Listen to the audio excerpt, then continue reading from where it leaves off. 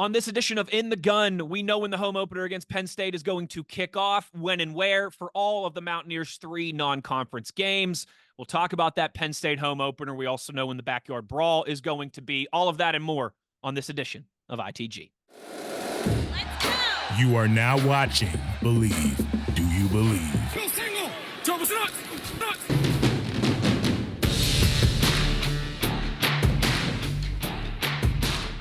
ITG. You know, folks there in West Virginia, they believe in God, country, family, and Mountaineer football, and not necessarily in that order. There will be a product on the field that will match the fans that we have. Come on across the Star City Bridge and on up the hill. You're in the right place. You are In the Gun. Because once you enter this family, there's no getting out. In the Gun here, it's time for a instant reaction on a Thursday afternoon/evening as Jed is somewhere in the Fairmont area in the driver's seat of his car. I am sitting here at my desk, Wesley Euler, with the signal caller here on this instant reaction edition of ITG, because we have some kickoff times, some networks for the Mountaineers' first 3 games of the season. Of course, those 3 non-conference games, the big home opener against Penn State, the second game of the year at home against Albany, and then, of course, that first road trip of the year. But is it really up to Pitt, up to Acrisure Stadium for that good neutral crowd game that will be against the Pitt Panthers and, of course, the Backyard Brawl, the 3rd edition of the return of that rivalry in the non-Big East era. Jed, we've got some kickoff times. We've got some networks that we're going to get into here in a minute. But first, of course, this episode of ITG brought to you in part by our friends at BetOnline, where the game starts. And it will start for the Mountaineers, Jed. Big noon kickoff on Fox at home, of course, August 31st, Labor Day weekend, Saturday, against the Penn State Nittany Lions. Jed, I think we all, listen, we had seen some of these other game times come out, right? And we knew College Game Day was going to College Station for Texas A&M and Notre Dame. We knew Michigan was hosting a night game, the defending national champions, on ABC. I believe it is. We know Alabama is hosting a night game on ESPN in the first game in the post-Nick Saban era. So as the dominoes kind of started to fall, it felt like, man, it's probably going to be a noon game, that noon kick, right? Would it be the big noon game on Fox? Yes, it is. It's now official. WVU hosting Penn State. High noon, big noon kickoff on Fox there over Labor Day weekend. Yeah, as you said, Wes, over the course of the last handful of weeks, as these other things kind of fell into place and were announced. Read the tea leaves, right? Yeah, by process of elimination, you couldn't necessarily be 100% on target with a guess, but you could make a far more educated guess. And things were lining up to look like a noon kick. Things were lining up to some extent to look like it had a chance of landing on Fox as its big noon kick. And let's not downplay that. This is a tremendous brand equity opportunity for West Virginia. I mean, you look at that big noon kickoff slot. First of all, let's start with this. Over the course of the last 2 years, that big noon kickoff slot, if I'm not mistaken, has been the most watched regular season slot of any in college football. It does massive numbers. It does big numbers. So you're gonna have a lot of eyeballs on this football game. So if you come out and shock the world, it won't be in a forest for nobody to see it or hear it. It's going to be seen and heard by all. So it's a great opportunity. Now, I get the fact that Mountaineer fans like to get lathered up. They like to have a later kick. They like to have a chance to get their hydrogen going, or excuse me, their drinks going throughout the course of the day. Morgantown Waters, right? Morgantown Waters, as Pat McAfee has labeled Waters, them. As a McAfee might say. Yeah, but they'll get hydrated throughout the course of the day. But you have a chance to do that, as we'll get into a week later. But for the Penn State game, in a perfect world, it's both watched by a ton of people and under the lights, and you get all those things. Look, it's going to be a raucous crowd irrespective of it. It's not like it's buried in week 7 for a 500 team. It's an opener against Penn State, and who knows when and if we will play Penn State again. A pseudo rivalry through the years, right? Doubt. So yeah, absolutely. At least a regional one, right? Yeah, somewhat of a regional rivalry that which we don't get much of anymore. No, that's very true. So our fans are going to turn out in big numbers. I mean, I would imagine the Blue Lot's going to be a madhouse by 3 or 4 o'clock in the morning, is what I would guess. So our fans are going to turn out it's not as if Penn State's going to be cut any slack because of this earlier kickoff. Look, Wes, I always say that normally on the road, when West Virginia is on the road, I prefer all road games to be an early kick because all things being equal, once the season gets settled in, that early kick does sometimes tend to mitigate that home field crowd advantage because students show up a little bit late. Yep. But this, to me, this is a different animal. It's a Correct. Season opener. Correct. It's against a brand like Penn State. I don't think anything is going to be lost because we're kicking at noon instead of at 7 or 7:30 or 8. I think Penn State's going to take our best shot, and I think they're going to take Mountaineer Nation's best shot. And let's prove that to be true. I'm totally with you on that. They could kick this game off at 7 a.m. and WVU fans are going to be ready to go. They'll just be in the blue lot at 5 a.m. instead of 8 a.m. now that it's a noon kick. And as somebody who loves Morgantown waters and as somebody who loves to hydrate, if you really need more than a couple hours to do so, that's on you anyways. But Jed, I'm with you. There's been 2 times in the past that I was worried about the noon kickoff and how it might affect our crowd. I say the past. I mean, I'm going to harken back. My first example was when I was a student in 2012, our first ever Big 12 game, the Stripe the Stadium game at noon against Baylor. I remember walking into the student section at about 11:30 with my buddy Steve, and being like, man, I hope our crowd is really on time for this, because if not, the Stripe might look really dumb. And we stepped out into the student section and the stadium was 90% full already 30 minutes before kickoff. People were ready to go. I think of Virginia Tech in 2021, post-COVID. Yeah, so obviously people were chomping at the bit, but everybody wanted that to be a night game or a 3:30 game too. It started at noon. That place was a hornet's nest from the opening kickoff. People were ready to go. I'm not worried about that aspect of it. I'm not. I got a question for you because I can't think of the answer. I think part of it might be Mountaineer fans do like they revel in the memory of any big win, first of all. But under the lights at Mountaineer Field, it's special.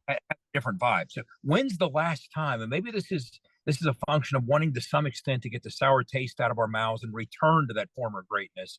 When's the last big win we had under the lights in Morgantown? It's been some time. Well, especially, Jed, if you remove the Backyard Brawl from the equation. Exactly. Yeah, exactly. I mean, that's a big win against a Pitt team that, that's a big win under the lights in Morgantown. I'm saying against a big brand, against one of these teams that, like the 1984 Penn State win. I mean, those types of things. The 2003 Virginia Tech win. Yeah, I mean, we had the Oklahoma game in 2018, but we fell short. Those types of opportunities, LSU game, we fell short. Against those big brands under the lights, we're dangerous. But when's the last time everything lined up and we had the opportunity and we delivered?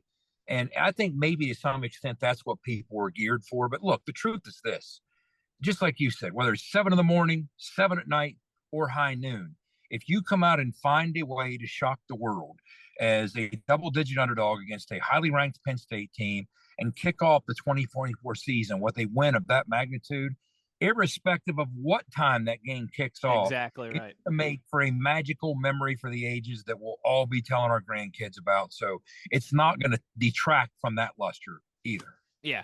It's very easy. Like you and I were laughing before we started recording. You can give a 60-second rant about why it's great that it's at noon. You could talk about the weeks of exposure as Fox is going to be hyping the start of the college football season, a massive national TV show coming to campus and broadcasting. You're not competing with some of those primetime matchups. Like we get, and then the other side of that being that, you haven't had a lot of night games to get jacked up about. And, you were hoping this was going to be one of them, and you had to go there to one of the most consensus, if not the consensus, most difficult night environment in collegiate athletics. And I know it wasn't the whiteout, but it was the Stripe game. So for all intents and purposes, it was a 95% whiteout. We took their best shot. We took their best shot, and they're going to get our best shot. They're going to get our crowd's best shot, but everything feels different. Everything feels heightened under the lights. I will say this though, Jed, too. Like, I know there's a lot of people like me, and I want to say this up front. I'm in the minority here. The people who regularly attend the games, you know what I mean? Yeah. We haven't had a ton of big events to get jacked up about over the last 4 or 5 years. It's just been the reality. There was Pitt last year, right? There was Virginia Tech a few years. There's been some moments in there But this is, I mean, since 2018, that Oklahoma game that you referenced, when Will Greer and David Sills and Gary Jennings and Yadni Kajust, what? And David Long, what? And all those guys walked off Mountaineer Field for the last time. This is probably the most anticipated game since then. This or Pitt last year. And again, Pitt, there's a lot of different backdrop to it as well from a rivalry standpoint. So, and to drive your former point home, Wes, talk about the promotional value of Fox wanting to kick off the season in a big way. The game last year that I was so sick of hearing about before it was finally played. I was like, enough already. Get this thing behind us so I can. That's a very good point. That's a very good point too. The season opener on Fox, the Fox Big Noon Kickoff, prime time against TCU. How much did we hear about that leading up to that game? Well, now plug in West Virginia and Penn State, and that kind of promotional value, you can't buy that. You can't. You're absolutely right. And so people like me, selfishly, we deserved a Labor Day, Saturday in Morgantown to be able to wake up slow and take our time and tailgate and see friends. And even if it was only a 3:30 kickoff, whatever. But you know what? All that being said, we were robbed of showing off our prime time environment. It's going to be a hot noon August day, right? I know all of my Mountaineer brothers and sisters will be ready to roll. And yeah, like I said, for as much as there's some bummer that all this anticipation and it ends up being at noon. If you look at the other side of it as well, too, I certainly think that there is plenty to get excited about there for what it means from the program and what it will mean, especially if we're able to pull off this victory. Big thank you to plenty of Penn State fans looking for tickets. I've already heard. The stories have already started. I will say this too. The noon kickoff, I think, makes it a little bit more difficult for some Penn State fans too, with the hotel rooms and all that stuff. And I mean, if they want to make a day trip out of it, Penn State fans, they're going to have to be up early to get, what the drive is for some of them. It can be a good 3 hours or so. I guess that's the same for a lot of WVU fans, but we'll see how it all plays out. But yeah, going to be a tough ticket to get. That crowd is going to be ready to go regardless. Big noon kickoff on Fox for, like what Jed said, is who knows the next time, if in any of our lifetimes, WVU will play Penn State, if that game will be in Morgantown. It's going to be, already is, one of the most highly anticipated games of the year. No disrespect to Albany, Jed, but that's not necessarily one of the most highly anticipated games of the year. Before we get into that, a thank you to our friends at Toothman Ford and our guy JR. We all know cars cost less in Grafton. Big shout out to Team Toothman. Albany going to be at 6 o'clock on ESPN+. Jed, this kind of keeps with the tradition. We've seen this recently, right? It's a night game, so you can label it as a night game. But you get a little bit earlier for the traveling crowd to get home. Same thing we saw against Duquesne this past year. I believe a couple years ago against Towson or Long Island as well. That was the same kind of, it's on ESPN+, so we can decide the kickoff time. 6 o'clock for that second home game against Albany. And these, Wes, they're old-fashioned in a sense, these types of kickoffs when they arrive, because when ESPN+, as you just talked about, in effect, you pick your own kick time. That's how things used to work. Like when I talked to Coach Wallace, when he was an athletic director in the MAC, he would get a call from the TV network, and they'd say, hey, we want to cover that game this weekend against Northern Illinois when you guys are playing. What time do you plan on kicking off? Whereas now ESPN says, hey, you're playing at 10 o'clock on a Wednesday, whether you like it or not, and we're going to televise it. Right. So that's the advantage of ESPN Plus, is you are nimble enough to get to pick. And I think the way WVU looks at it pragmatically is you get the benefits of a kickoff under the lights, of a late start, of a 7:30 kick. But by backing it up to a 6 o'clock kick instead, some of those folks who have longer drives can get home a little earlier. So get home at midnight, the best of both worlds. And I do like that kind of structure for these FCS games. So, and if you remember last year, we talked about it, Wes, the Duquesne game was very similar to that, except the wrinkle in the Duquesne game was the weather delay. And so after a 6 o'clock kickoff, it started to feel a little bit later than a 6 o'clock kickoff because it dragged on with those lightning delays. But all things being equal, 6 o'clock for these FCS kickoffs, I think you get, you kind of burn the candle from both ends. It's all the benefits of playing under the lights, but at the same time, you're not getting home if you live in Beckley at 2 o'clock in the morning. Right. So you get the best of each side. That's just kind of how WVU has laid it out. I'm sure there's some people that would say, hey, can't we make the game at 2 or 3 o'clock or whatever? But this is what they've decided is the formula. Again, we've seen it in the past. I would expect that we will continue to see this in these types of matchups in the future. Albany at home, 6 o'clock there for those 2 home games, 2 non-conference games to open the season. And then, Jed, we got a noon game. We got a night game. You might as well split the difference for the final non-conference game, right? The Backyard Brawl, the return leg to Acrisure Stadium here for the 3rd version of the non-Big East era Backyard Brawl will be a 3:30 kickoff, and it will be on either ESPN or ESPN2. This one surprised Jed and I. I think we had a good feeling that it wasn't going to be at nighttime because the Pirates play at night at home that same evening, right across the street there at PNC Park. I think we thought it was going to be at noon, though, Jed, with the backdrop of that. Maybe just the Pirates have to make sure Paul Skeens isn't pitching that night, right. and there won't be 30,000 people going to the Buccos game as well, too. But the Backyard Brawl, and this, I'm so mad. I mean, the game's 20, 25 minutes away from my house. It's God's favorite kickoff time. It's kickoff when the Lord intended at 3:30, Jed. I will be able to see it, fortunately, but I'll be on a plane that morning to Denver for my my job responsibilities. But the Backyard Brawl going to be a 3:30 kick there on the North Shore of Pittsburgh, Pennsylvania. Yeah, you'll be on a plane to Denver with Zach Frazier. How about that? Me and Zach will be racing back to the hotel when we land to get to the TV. So yeah, but I think I agree with you, Wes. We kind of would have guessed maybe the noon kickoff at this point for Penn State. And by process of elimination, for recent histories in the indicator, we probably would have guessed a 6 o'clock or so kickoff for the FCS opponent in Albany. But this one, I didn't necessarily see coming. This was the one that surprised me. An earlier kick. Now, let me revisit my policy for road games because I want to amend it for this road game. Normally, I like to say, in a perfect world, all road games, I want to see West Virginia when we're on the road kicking off at noon or 11 Central out west or whatever times that they're going to now throw at us with the additional teams entering the Big 12.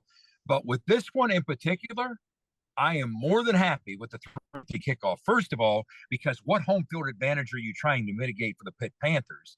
Second of all, it gives the Mountaineer fans with a Charles Wesley Godwin concert right down the street the night before a chance to get little lathered up, a little hydrated, a little lubed up for that 3:30 kick and be fully amped to own Acrisure Stadium at 3:30 kickoff. Now, there was some argument 2 years ago when we revisited the Backyard Brawl for the first time in over a decade.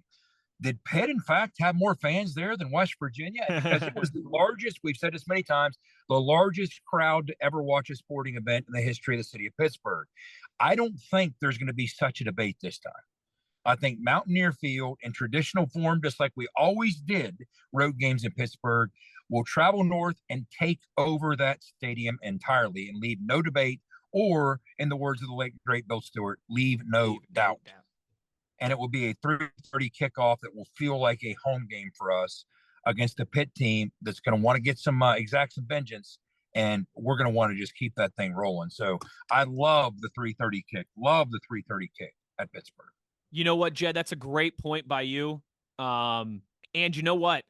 A lot of our fans who live 2, 3, and I tell you what, you draw, a 3-hour, 3.5-hour radius around Pittsburgh. You got a lot of WVU fans. Yep. For some of those people that live 3 or 4 hours away, if it's a noon kick, you're probably thinking, that's too, you know what I mean? I'm going to have to leave the house. So it's a lot. Now, all of a sudden at 3:30, right in the middle of the day, you're right. You can take your time a little bit in the morning. You could still get there and have fun. You can still get home at a decent hour. I think that works perfectly.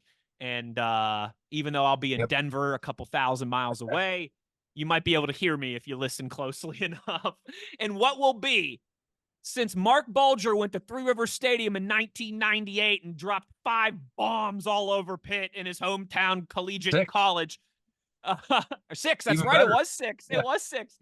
And just slaughtered the Pitt Panthers in the last Backyard Brawl ever at Three Rivers Stadium. I've only missed 1 brawl since then. This will be the second one that I'm going to miss. But you know what? That's a pretty good number for spanning that history of my life.